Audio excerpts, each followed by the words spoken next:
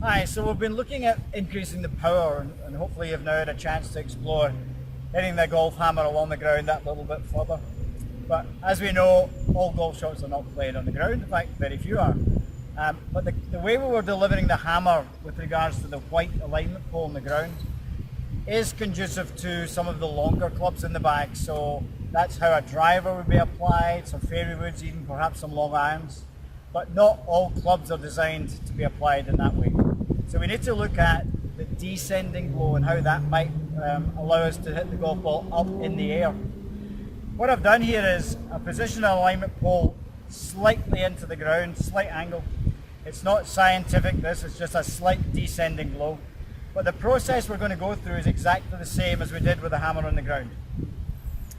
I'm going to position the hammer behind this nail and then walk around that by taking a hold and adopting a position that I feel I can get the job done. And I certainly in this scenario would have a few rehearsals just to kind of fine tune the position on the hole, what I feel is going to get the job done. That feels pretty good to me. Now I'm literally going to tilt over and do exactly that on the golf ball. So I'll move from here down to the ball and pop the ball forward. You'll notice I'm hitting slightly down on the ball.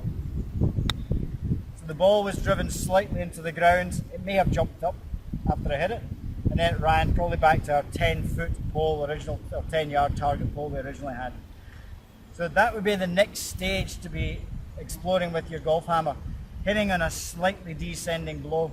The alignment pole at a slight angle is, to me, very, very important and very helpful to actually find that position. It takes away that confusion again. However, we're not going to play with a golf hammer. We're going to be using something with more loft.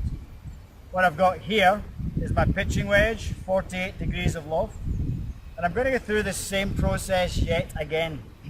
Now, because of the way golf clubs are designed, the lofted ones, the way we have to apply this club to allow the loft to do its job is on a slightly descending blow. So I'm going to approach this exactly as I did with the golf hammer. I'm going to put the golf club behind the top pole here. Imagine I was going to hit it with the edge. So you can imagine that the shaft now needs to be aligned appropriately to deliver that blow this way. Then I'm going to take a hold. I'm then going to maybe have some rehearsals, feeling as if I can do the job, and then literally tilt over and do exactly the same thing with the golf ball. So the blow was descending.